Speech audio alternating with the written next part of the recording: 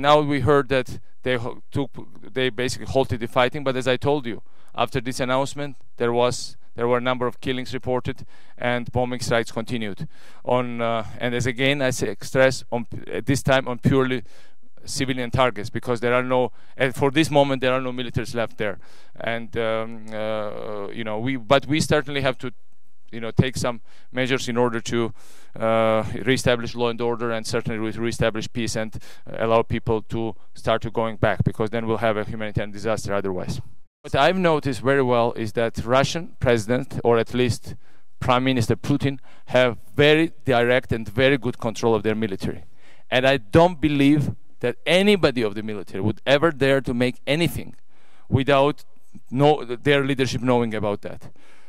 They were so swift in all their actions in Georgia.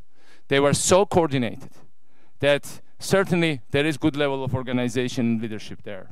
And so I don't know what's the political motives behind it. I think the political motive is very clear.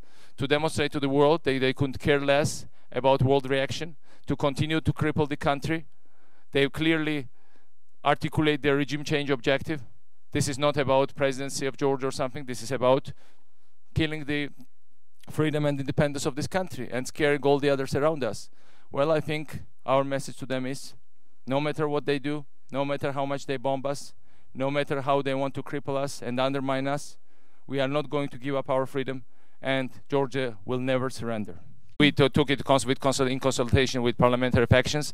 We certainly have to leave CIS. CIS totally failed as an international organization. It's some kind of post-Soviet kind of thing, but that basically could not do anything to prevent this tragedy from happening. And by leaving CIS, we are finally giving final adios to the Soviet Union. Those people who are bombing us, they want to restore the Soviet Union. President Putin announced 2 years ago that the demise of Soviet Union was the greatest geopolitical tragedy of the 20th century.